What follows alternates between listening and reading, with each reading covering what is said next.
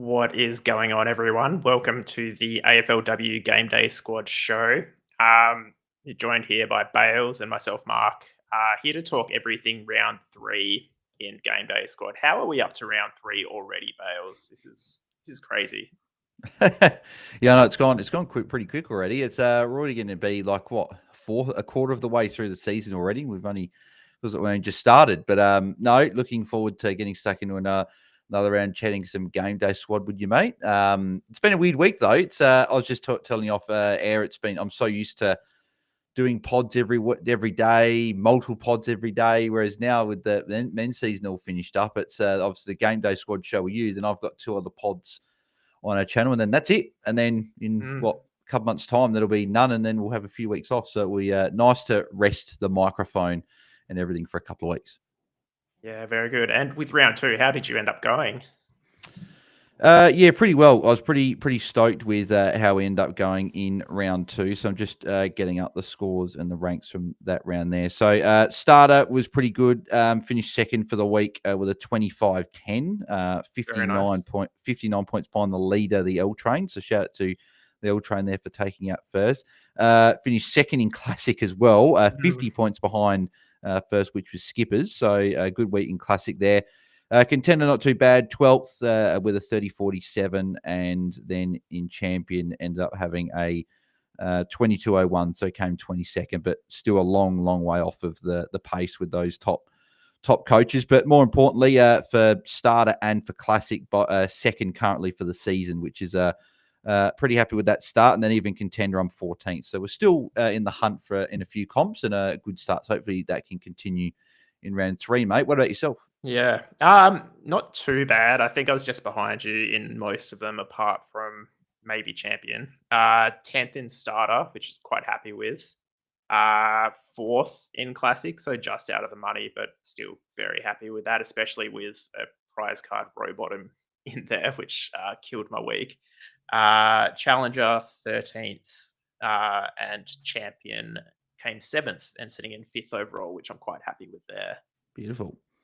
Now, going into the episode, I'm going to do the giveaway a little bit differently this week. I've actually put together a little bit of a prize wheel, which has a lot of cards on there, packs, even some subscriptions to different things. So very excited for this. Now, I've got Mel in the comments who's keeping track of everyone on both channels who's involved in the discussion. In order to enter, all you have to do is be part of the chat. By the end of the game reviews, so we go through each game, talk about the players we like. Once that's done, that'll be the end of the entry. Mel will put a list together, and then we'll go from there.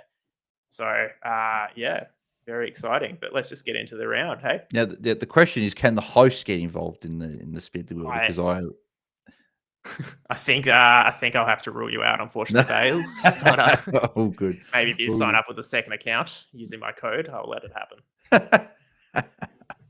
Now, good. Now let's get stuck in the games.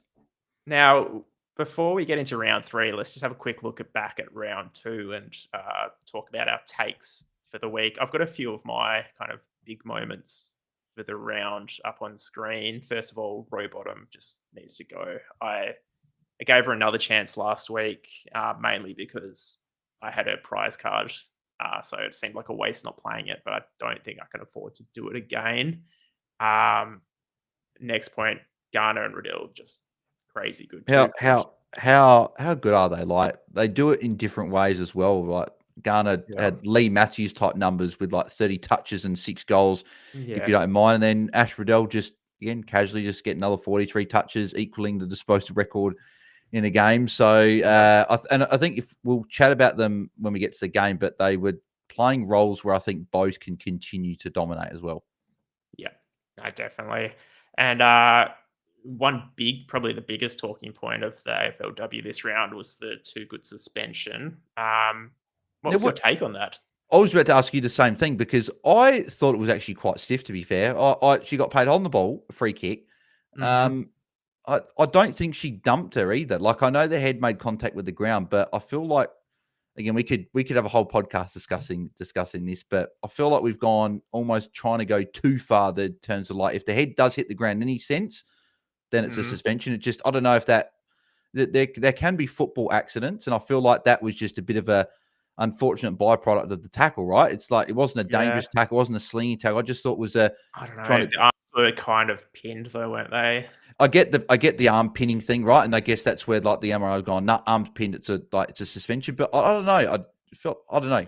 I just probably thought that it wasn't too bad a tackle, but I can see why it got. I don't know. Like it's tricky because it's a good tackle. Obviously, paid a free kick on the field, but then when you like slow it down, like analytically, like how yeah, many other tackles are we going to see that are probably similar, and then it kind of opens up a whole new can of worms. yeah, and you see like the arms, as you say, the arms pin. And when I say it feels like they're going too far the head, don't get me wrong. It's great that they're protecting the head, and we don't want concussions, all that sort of stuff. Probably what I more mean is that I feel like they're trying to over sort of fix the game, if that makes sense. They're trying to like go, if there's any football accident, it's a suspension, whereas I feel like there can be an instance or two where there's an accident. But unfortunately, us fantasy coaches and for the Bombers as well, they've lost their skip for a couple of weeks, and we've got to deal with that, unfortunately, and have another forward in our forward lines, because she looked good after probably midway through the second quarter. She really got back. Well, second half, she got back to some good form, and I think she'll be someone that will be starting again once she comes back from suspension. But for the time being, we got someone else. But see on the bottom there as well, another Melbourne midfielder backing it up again. Yeah, back to back. Do you think she's a genuine contender? I guess we'll probably talk about this maybe a bit more when we get to Melbourne, but I guess it's with the Hoare kind of easing back into it.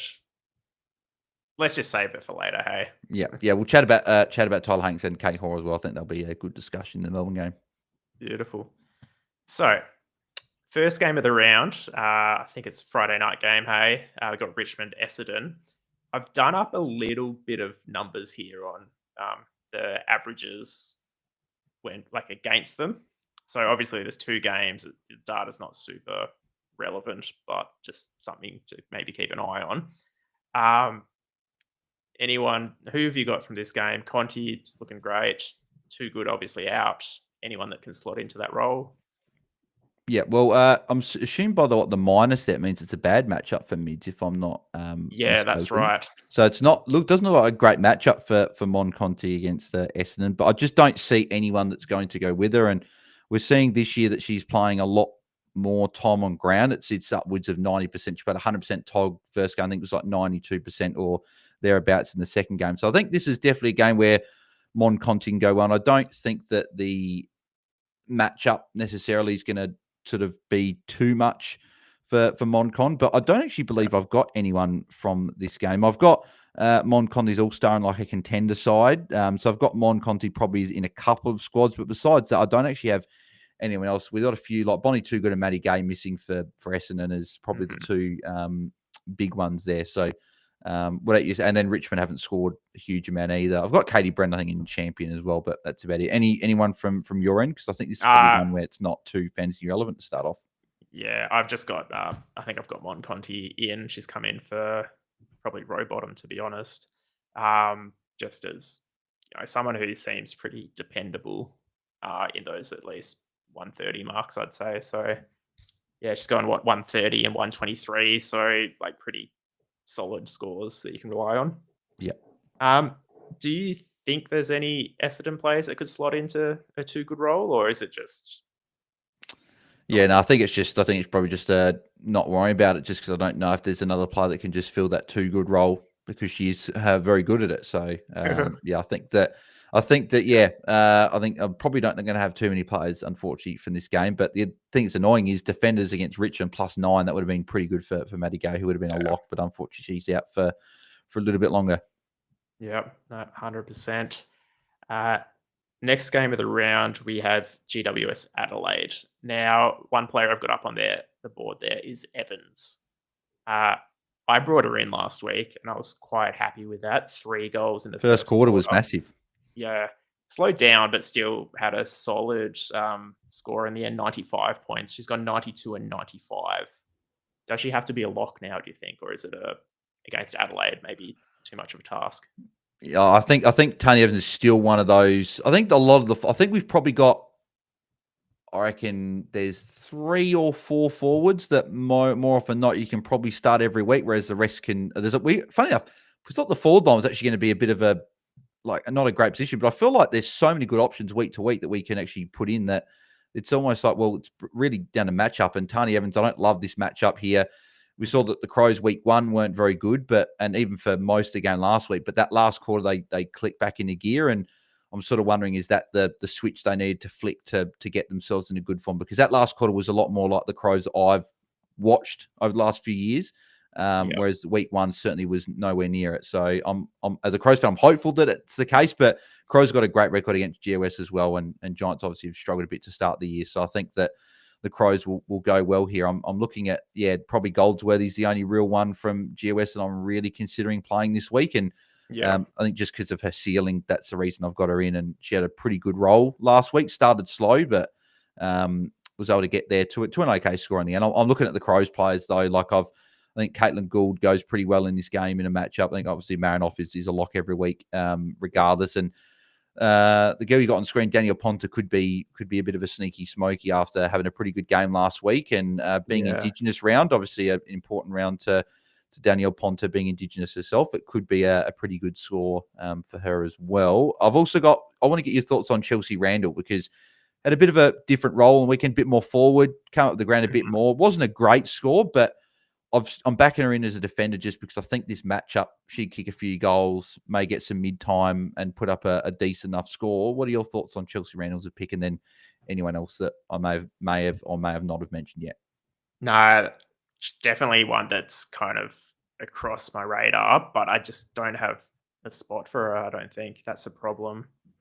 Like, I think she will go good. I think the GWS matchup's really nice, like you said, but there's just other options which I've kind of I'm trying not to play around with my backline too much this season, because I kind of chased a lot last year, which cost me. So I'm just aiming for the more dependable scorers and just hopefully leaving them there. Yeah, I definitely could be a good call. Yeah. Anyone else you like? That was all I had. I had Evans, Goldsworthy, Marinoff, and Ponta were my 4 probably, and then Gould as well. But I think that's about it really. And then look at the matchups there. Don't play Eilish O'Dowd or Grace Koch, because I think that Grace Koch could potentially be out based on just hearing injury reports and that if Eilish O'Dowd is the main ruck, I don't know if I love the matchup. But then again, Eilish O'Dowd doesn't actually do it with points in the ruck. She would actually be more of like a midfielder, and the mid matchup for the Crows has been not too bad to start. So maybe you could, but I think that that's a big indicator that minus 28 for a ruck matchup against Adelaide. I think we're probably trying to avoid rucks against Adelaide, at least moving forward. Yeah, I mean, obviously it's 2 rounds of data is probably not enough, but it's still an indication that, you can't exploit that team probably more than anything. Yeah. And then moving on to the third game, Geelong, Sydney. We'll get over Geelong just so we can talk about those Sydney players, because wow. There's 2 Geelong players which are kind of always on my radar. Obviously, Prespakis and Maloney. But Maloney's been a bit disappointing for me. I think a lot of her scoring was coming from goals. Goals don't seem to be there as much this season. Is there a point where we cut her if you had her already, or is she still one of those players which you give a chance to? Yeah, I'm not too concerned. You look at the matchups to start, North Melbourne, who are the best team probably by a fair bit at the moment. Then the Crows last week, right? And she started all right. It was the last quarter. She didn't get much of it because of the Crows' dominance in the last quarter. I think that last week was more probably representative of what her floor will be, and that could have easily been a 70 or an 80. She's got the ceiling of all the players. So I'm still pretty confident playing her. I think this will be a much closer game between Geelong and Sydney. I think it's the closest game in the round in terms of odds and everything like that. Because I was going through my put my tips, and I think I just tipped Sydney, but Geelong are down at GMHBA. It could be a close one. So I think Maloney will be a a big reason why Geelong will be in the game. The one I want to ask you about is because you've been really keen on Georgie Prasparkas, and she started great, right? Last week, getting another good score, great score. And we talked about how tough Geelong's run's been to start against North and the Crows. But Sydney, I don't love the matchup, not only with the fact they've started really well, -20. I think that's more due to the matchups they've had being Richmond and Gold Coast. So probably wouldn't be looking too much in that. But Tanya Kennedy has tagged Georgie Prasparkas the last couple of times they've played, and I'm worried that a tag will go there again because of how well Prasparkas has started the season. And because this is such a close game, you shut Prasparkas away. Maybe that's a big reason that Sydney win the game. So are you worried with that matchup being the potential tag there from Tanya Kennedy? Yes, and I have dropped her this week. So that's spoiler. But yeah, she's I just don't think there's better options this week with the matchups. Yeah. And one of the better options is actually someone in the Sydney team, Gardner. So I haven't actually played her at all this season, which has probably cost me, well, it definitely cost me last week. But I just think that she's a type of player who's doing well under these new stoppage rules. Yeah, and that's I heard Liam talking about this in the preseason, and watching those Pracky games, I sort of agreed with Liam. Obviously, Liam's the more expert than what I am. Watched AFLW a lot more closely since its inception than what I have.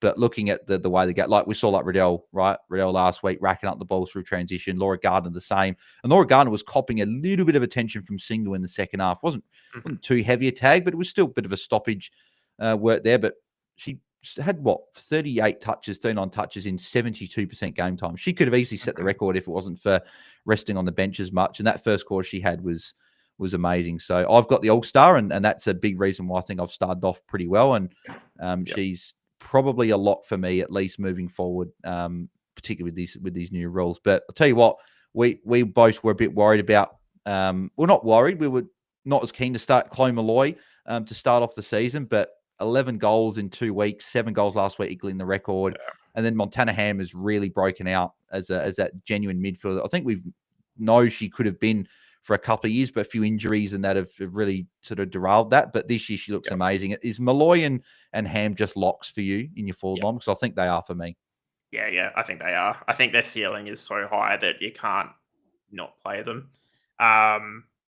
And with Malloy now, I think it's even a safe pick because I think everyone's going to be on Malloy. Ham maybe not as popular just because of all the talk about Malloy coming into the forward line. A lot of people are thinking about her, but I think it won't be long before Ham's just a lock for everyone. And if they go bad, it doesn't matter because everyone had them. Yeah. What about? Sorry, you sorry. Oh, I was going to say one person who kind of snuck through with a decent score last game was Moffat in the ruck. Exactly who I was going to ask. I was going to ask you about. Good, decent matchup against Geelong. Is there any temptation to play her? Because I think Mimstrom we're still locking her in there, and I think North Melbourne have got both of their rucks a bit banged up at the moment. I think both will play, but they've both obviously dealt with injuries. But if you look at the matchup here is great. And I'm just looking here. Lucy Wells has got Alice Edmonds, which is a bit of a trickier matchup for rucks. Is there a temptation to maybe change up maybe a Lucy Wells for Morphet this week? Or I think there is. And I think it'll be probably a bit of a unique pick if you do it. I've had her and Wales kind of in and out all week. I currently have Wales just because it's, I don't want to go too crazy with rogue picks, but I think I will bring Morford in just because of how good she was a couple of years ago. I think that's starting to come back, and I can see her, I want to jump on it before everyone else does, basically. Yeah, and she scored well last week in a tough matchup, right, against Lauren Bella, who's been one of the more restrictive rucks in the AFLW. So it's something I've definitely considered. I've got Wales there as well, and we'll go through our squads obviously later. But it's something I've definitely considered. Yeah, beautiful. So then St Kilda West Coast is the next matchup here. I feel like there's probably only really one St Kilda player, which most people are kind of considering, which is Watson. But I kind of like Wardlaw this week. Yeah, I like the pick, yep. Yeah, had a pretty a good start, 83 in round one, dropped down to 39 last week, so not as involved. Obviously, it's probably a reflection of the matchup, how the game went. But I kind of like this matchup for her. Watson, though, been pretty good, 85, 82, but there are a lot of defenders that are kind of knocking on the door for that spot. How long do we give her to kind of hit one of those bigger scores before we consider dropping her? I'm still backing her in. She's funny enough. Both games she's had one really, really poor quarter that's really stopped her from scoring a ton in both games. Right, I think round one she had a 0 point third quarter or second quarter, I believe it was, and last week would have been similar. Like it was a sort of a single digit quarter. I remember she gave away a few free kicks in that quarter as well, and just really hamstringing her from those big scores. But I just think they're coming. Like she's still being used a lot. She's still taking kick-ins. She's being used in terms of transition, in terms of chipping a ball around, getting those marks. So I'm still backing her in, but yeah, she's still in there for me. But I agree that there are a lot of defenders going quite well to start, but I do like the Wardlaw pick just to circle back around that with Beth Schilling being out this week.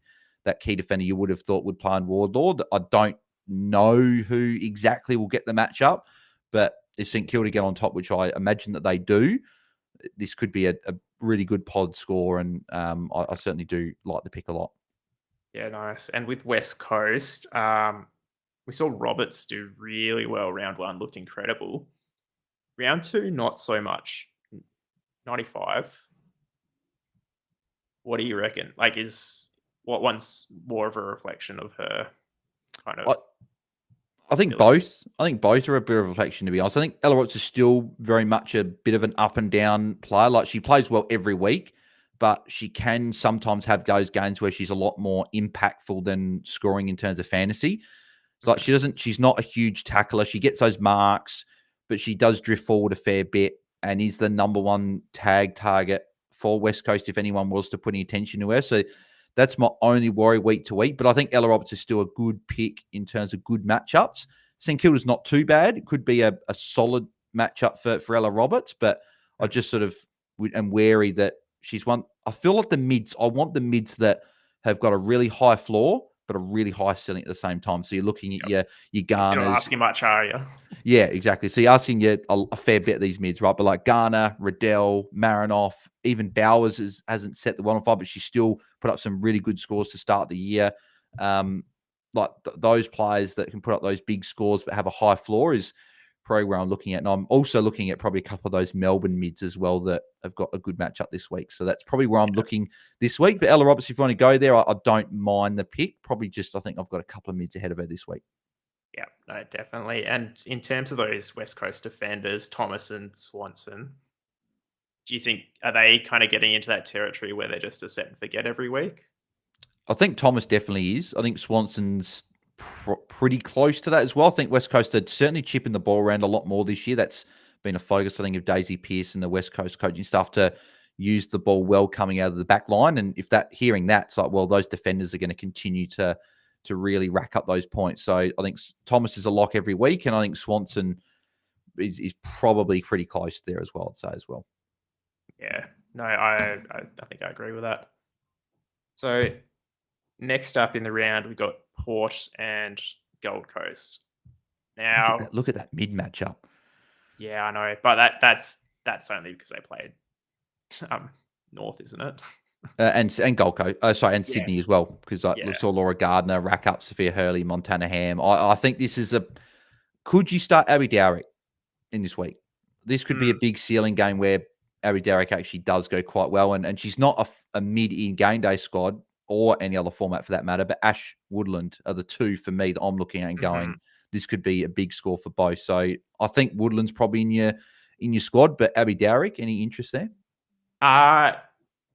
Probably not, to be honest, just because, like you said, there's just so many. You want that floor with your midfield, and I think there's better options. Could go good, Gold Coast, they're pretty trash, really. Like, watching them play, they're not doing that well.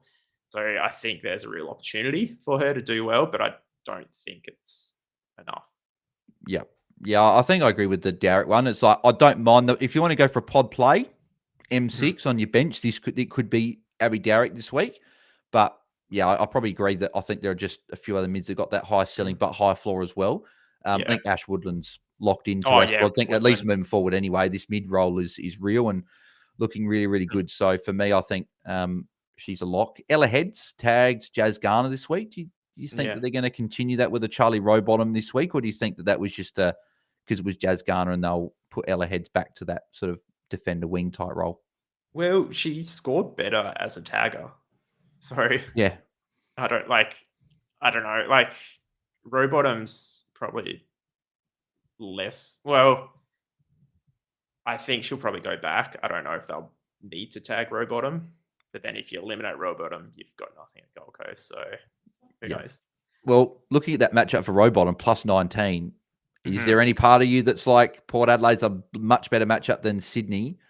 Could you back in Rowbottom, or are you just off for the time being at least? Look, I'm off for now. Like plus 19 on her average barely gets her to 100 still. So it's not like she's gone.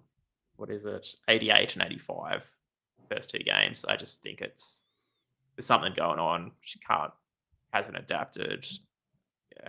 Yeah, I think. Well, I believe she was actually the top scorer for Gold Coast last week, but it just shows. I just think Gold Coast are just not going to score many Mhm. points this year. Yeah, she was the no, sorry, she was 4 points behind Neve McLaughlin, who is probably a defender you could probably look at. Yeah. Yeah. That's she's someone I have. I've had her, I think, both rounds. And she's slowly improving up to 89 last week. High That's time on what ground as well is good to see. So yeah. yeah, I think that that's someone that you can definitely look at in defence. And also just not to start this week, but if you're looking for a dynasty asset, just grab all the Havana Harris stock you can. Mhm. Right? Is that she looked amazing week one. Week two wasn't as good in terms of a score, but I don't know if you watched much this game, Mark. But she actually went into the CBAs as a midfielder in the last quarter for the whole Mhm. last quarter, and a couple in the third quarter.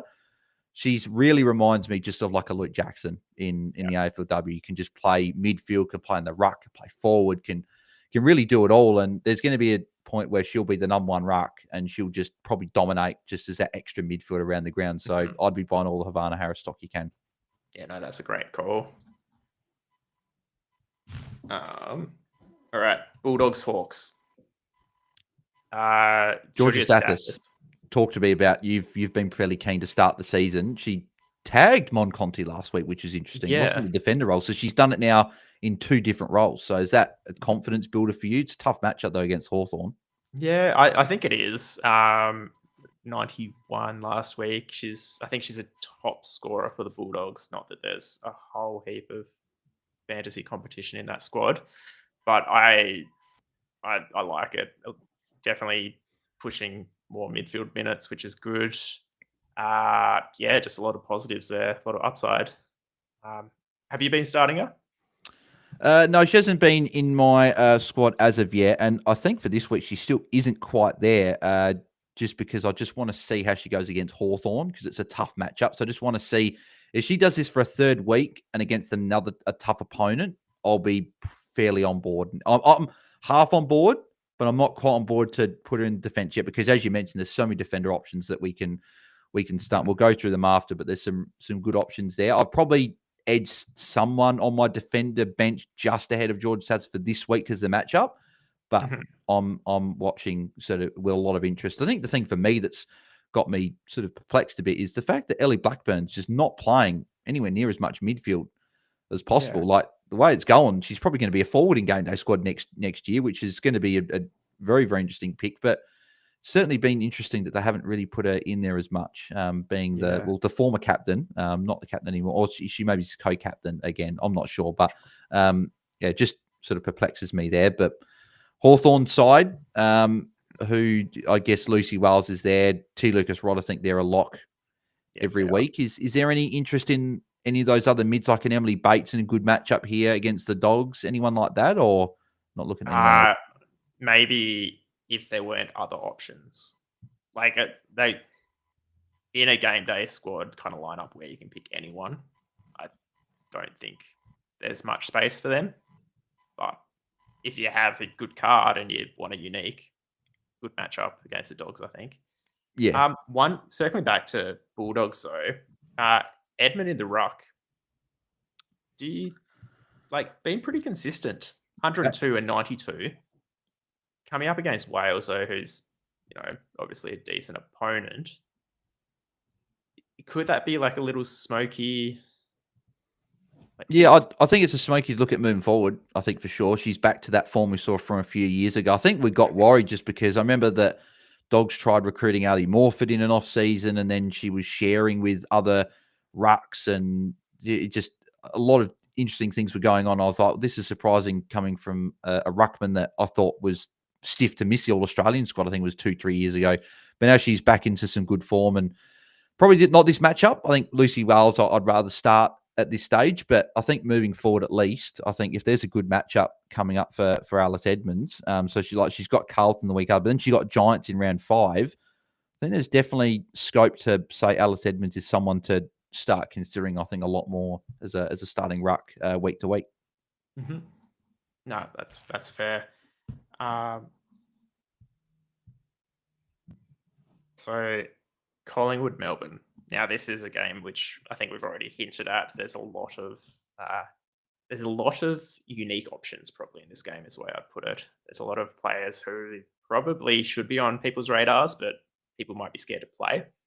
But start with Collingwood, just because I don't really think there's too much going on there, is there? No, not from the only one I'd consider would be Imogen Barnett as a forward that's playing in the ruck. I just sort of wonder, I think Neil Morris Dalton will be coming back in for Collingwood. So I wonder what that does to Collingwood's mix. Does that mean Frederick spends more time in the ruck, up the ground? I'm not sure. Mm-hmm.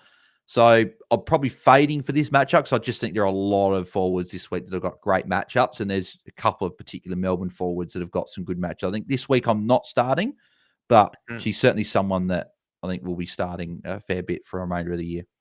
Yeah, and Melbourne. So do you want to take us through these ones? Well, yeah. So Slice is out for Collingwood as well. So that is just another good midfielder for Collingwood out. So I'm looking at Kate Hoare and Tyler Hanks as two really good options to look at this week. We saw Kate Hoare was back a lot more in the midfield last week, looked good as well.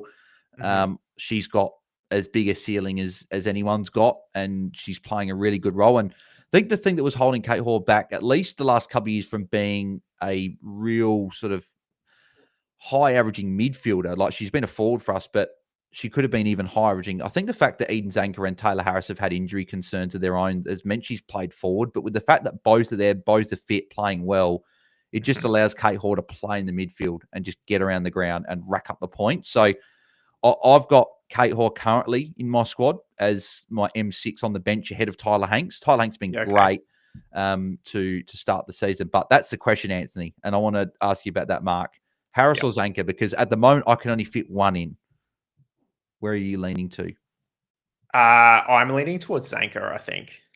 Oh, I'm the other way. I'm Harris Really? at the moment. Yeah, just with the lot more scoring shots. Seems to be back into some dominating form. But it's right. This is such a coin flip, I think, that you could go for either. Mm-hmm. I think I tend to worry about scores that are driven by goals. Just because if they don't fire, then like Zanker obviously is a similar boat, but I just see them being a bit more kind of versatile than Harris. I don't know. Yeah, exactly. It's I think you could probably just play both and not have to worry about it. That's probably the sensible play because it's a good matchup. But I don't know if I can find a spare spot at the moment for both. So it's a very interesting one. But I think both are very, very good options. So have you got any of those Melbourne mids as well in your squad? Yes. So I have Hanks in at the moment, which is it took a lot for me to do, to be honest, because I tend to just stick to the big conventional names and just rely on that. But I think what was the scores of 152 and 144? Like you can't argue with those numbers. Like showing consistency, great matchup.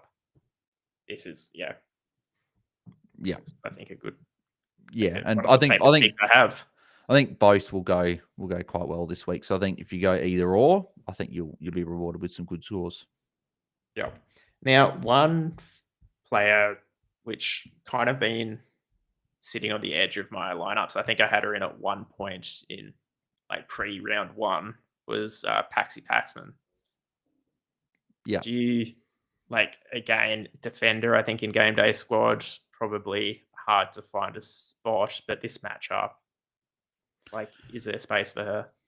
Potentially, it's a good matchup. I think Melbourne have got a good run as well coming up, so there's certainly scope to put packs into your lineup. I think I've probably got Shelley Heath if you're going for Melbourne defender in game day squad. I've got Mm. Shelley Heath still ahead because unfortunately we saw Liv Purcell go down with an ACL injury, which sucks a lot for her because she missed a lot of last year with that facial fracture in the preseason and came back and played a few games. But this year was lighting up.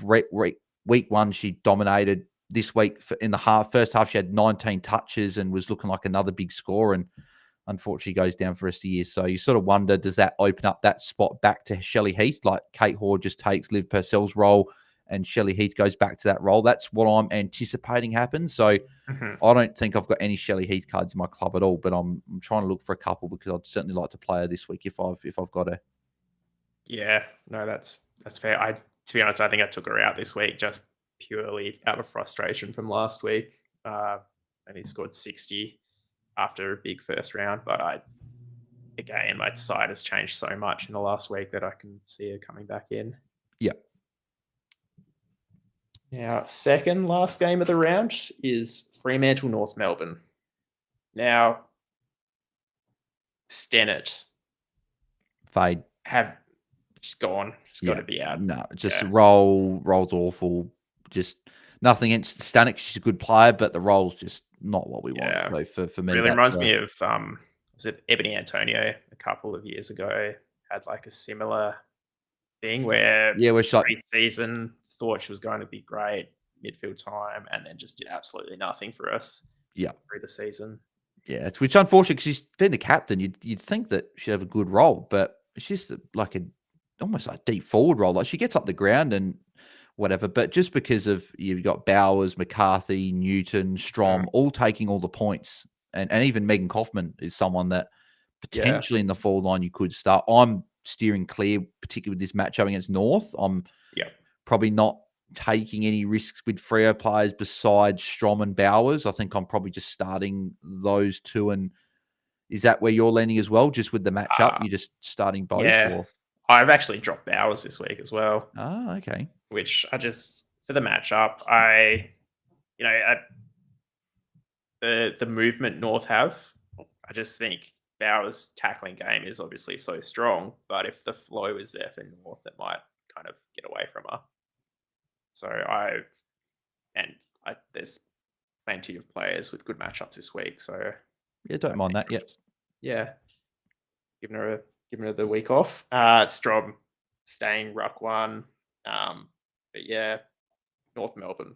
probably not much Do we need to add, to talk be about the honest. two mids? Riddell, Garner, Lock, put him in, Yep. put as much salary on as possible. Like Mhm. if you're in contender, put a gold. If you're in classic, put a platinum. If you're in champion or challenger, put your diamonds. If you're lucky enough to got a legend of either, put them in because they're dominating. And Yep. I think the thing I alluded to before is that we're seeing with North at the moment, Garner's playing a lot more forward of center and getting up the ground, getting those marks, getting those kicks inside 50 and kicking those goals. But Ash Riddell was like the number one ball user in terms of the whole middle of the ground, which I think is just good for both, right? I think both, because North get the ball forward so much, Garner's going to really cash in these easy matchups. But when it's tougher, Garner, I think, will spend more time closer to the middle of the ground.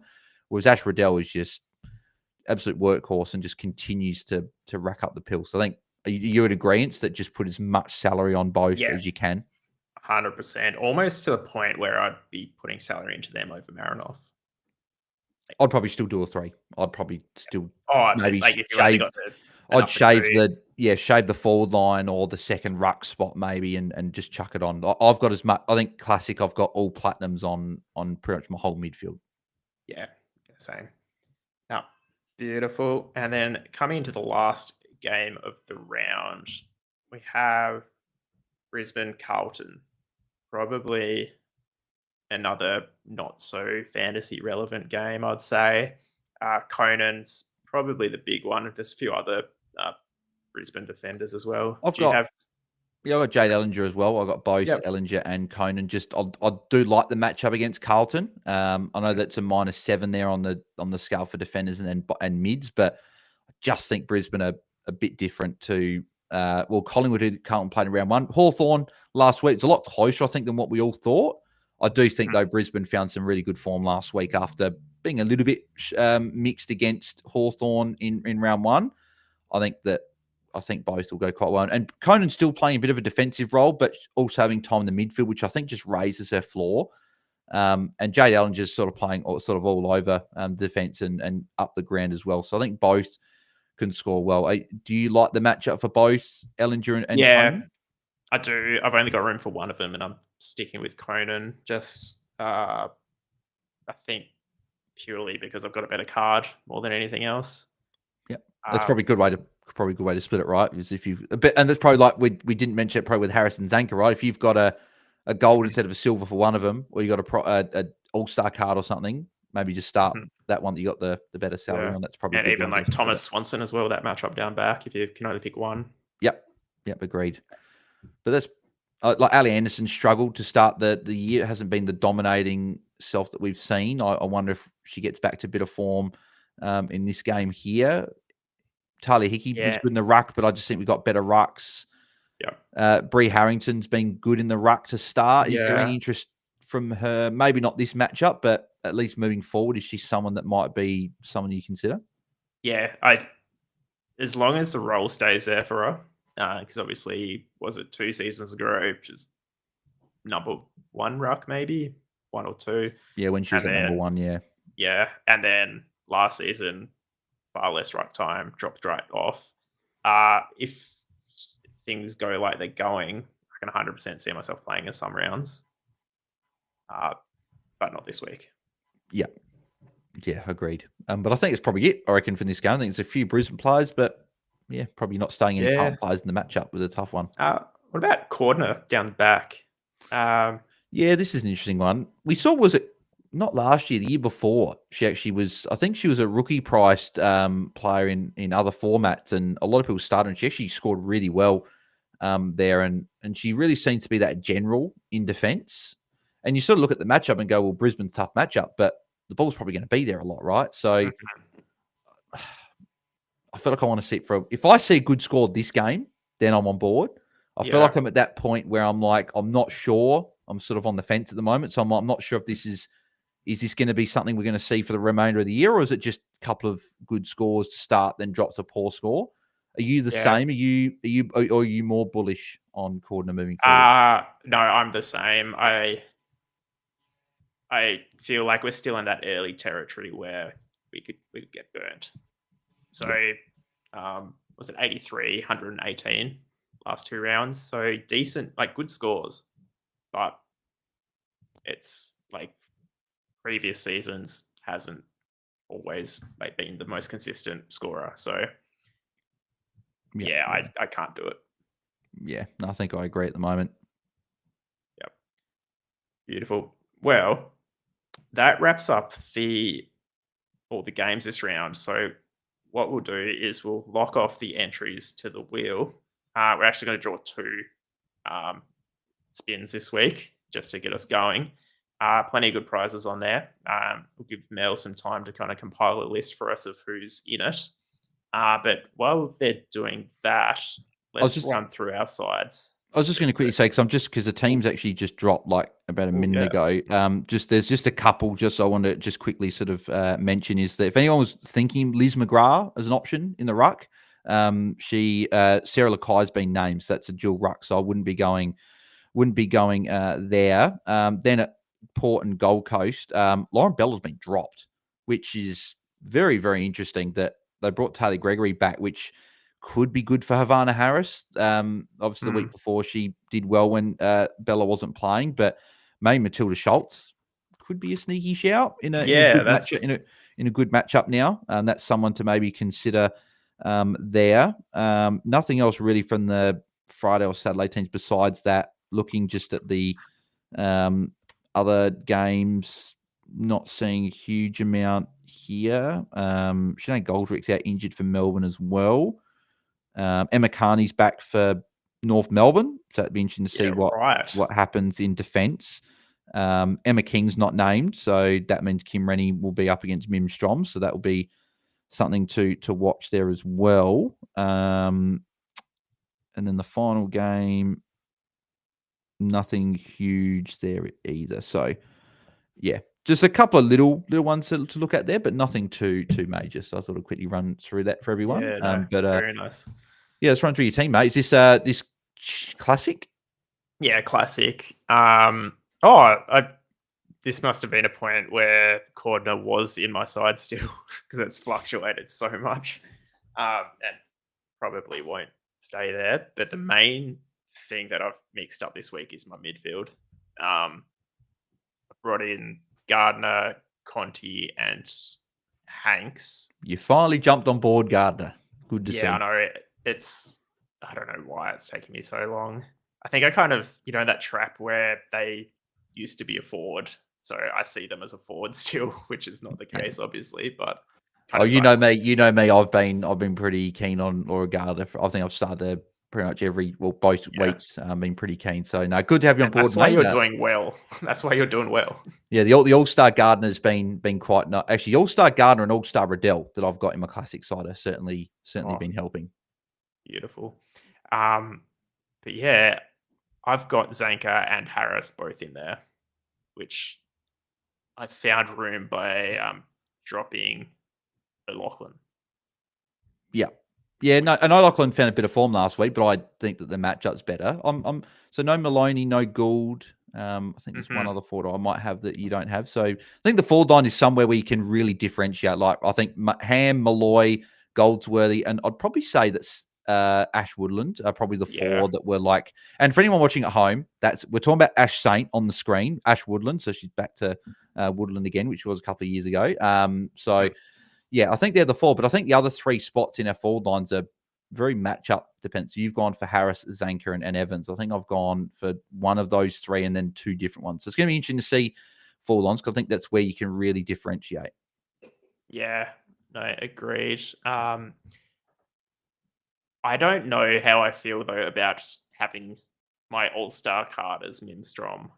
I'm kind of going through the phase where, good matchup, possibly rucking against no one, versus midfielders will still do better even if Strom has a good game. How big do you think?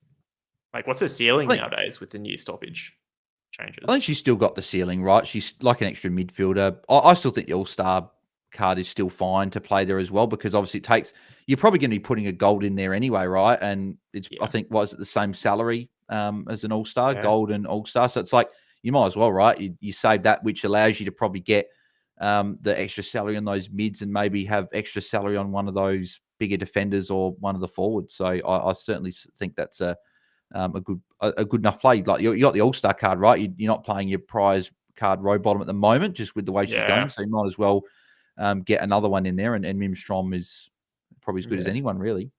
The other thing is I do have a prize card, Madison Prasparkas, which I don't know if I have room for her as a player in my midfield, which means that I don't know if I got room for the prize card.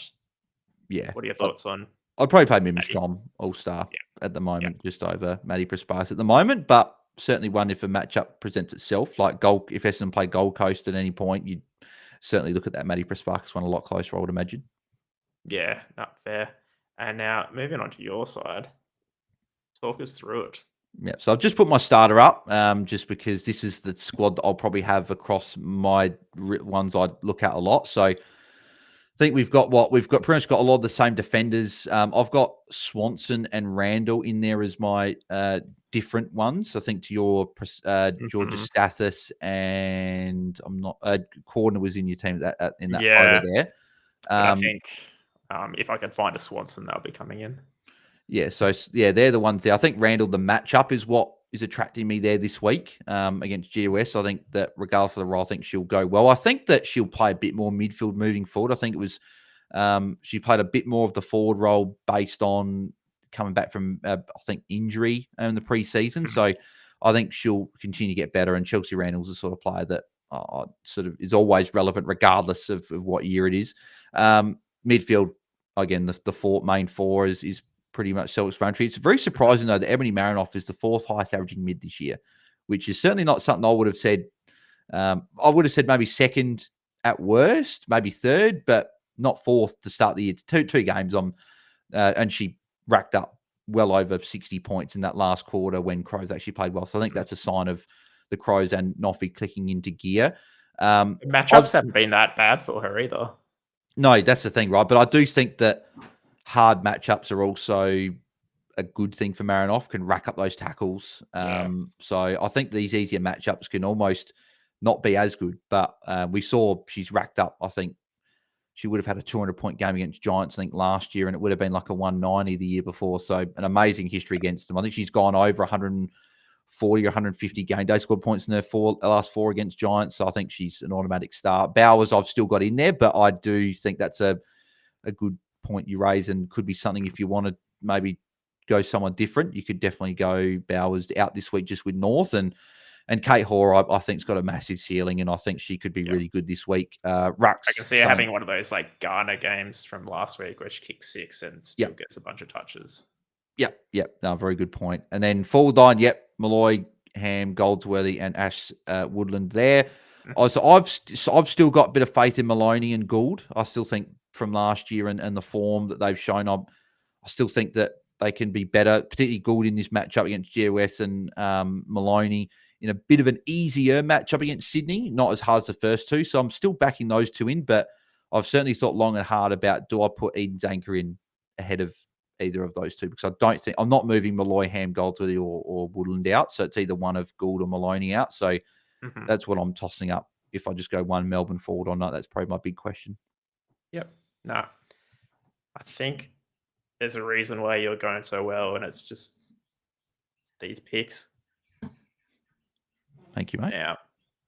Now, let's jump over to the prize wheel. Hey, great. I reckon that's why everyone's still here. So thank you, Mel, for sorting out that list. She sent it through to me, and I've got it in a spinner. So I'll share my screen. Hopefully I'm on the list, Mel. I hope you put me on the list. I don't think you are, unfortunately. But so what prize? Oh, yeah, actually, I'll show you the prizes. That's a great point. There's some good stuff in here. So basically there's 20 prizes to pick from. Well, not to pick from, but to get selected, ranging from silver, bronze, some diamond cards in there, 9-player common, rare, and even 9. Yeah, I know. There's also an all-star Strom sitting in there, which means that if someone wins that, now I'm very disappointed that I'm not in this wheel. Is this what we're just doing? One today? Is it just like each week? No, we're going to go 2 today. Normally it'll be 1, but today we're going to do 2 just to kick her off. One other thing that's in here is a 1-month StatLab premium subscription. So if you guys haven't checked out already, StatLab is compiling a lot of AFLW GameDay squad starter, which can make a huge difference. I think the round 1 winner was using the data and just made all the right picks. So jump on that if you haven't already. But let's do the spin. All right, that's all coming through nicely for you. Yep.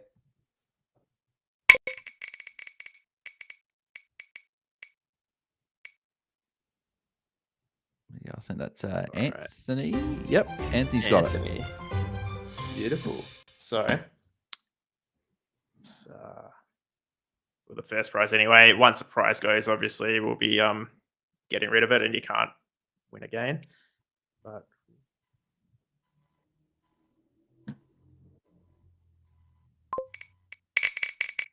now I'm kind of hoping, because I've talked myself into that All-Star Strom, that it doesn't come up. But okay, Bronze Malloy.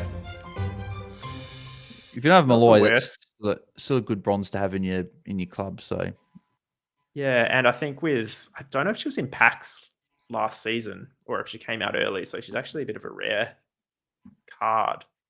So handy one. Jump in either one of our DMs and we'll sort out sending it through to you depending on which chat you came from. But we'll jump over to one more before we leave it there.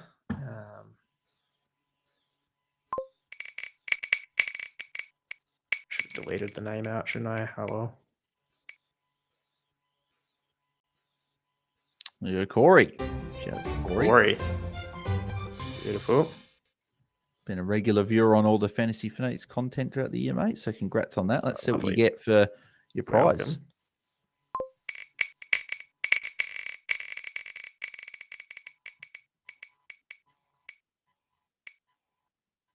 Ooh, that's a good one. Platinum Roberts. Yeah. I thought for a second it was going to be a diamond card. I think was it Diamond Anderson that was before, but you'd arguably say that Diamond Roberts is probably a better dynasty asset, at least. Yeah, I agree. Like Diamond Anderson, great card, but Platinum Roberts, I think, is just going to be a nice little one for the future there. Well, that's it. So, thank you very much. Any shout outs you want to do, Bales? Oh, just if you haven't signed up to GameDay Squad yet, use the code BalesDT. Obviously, we've got plenty of GameDay Squad stuff going on. We've got the AFLW. We've got, I'm pretty sure, I don't know if it's been officially sort of set on the platform yet, but I know Cal and Tom and Discord have said that there'll be fantasy finals for AFL and NRL, I believe. So we got that coming up. NBL will be in the summer. Big Bash. Premier League's obviously just started as well. So all sports. But if you are AFLW, you get some free packs when you use the code. So GameDaySquad.com.au. Sign up there, and best thing about it, it's free to play. Beautiful. And yeah, if you haven't already, make sure you're subscribing to both our channels. If you're, depending on which one you're joining on, go join the other one as well. Instagram, Twitter, all those things, come find us, get involved. Going forward, we'll be running a lot more of these wheel spins, so make sure you're keeping up to date with everything that's going on. And I think, just probably last thing you say, I think there's a bit of an update with scheduling moving forward as well, I think you were saying. Yeah. So looking at changing it to a Wednesday, that's right, isn't it, Bales? Yeah, Wednesday night. Yep. So I think that'll be what we'll be sticking there for the remainder of the year. I think you were saying in their messages. Yeah, that would be good. A bit of consistency so we can have a set time, put it in your diaries. That would be nice. But yeah, we'll put out some comms about the exact time and stuff later in the next couple of days, I guess. But yeah, beautiful. Exactly. Well, thanks for hanging around, everyone. If you are one of those lucky winners, make sure you jump in our DMs to claim your prize. And yeah, best of luck for round 3. See ya.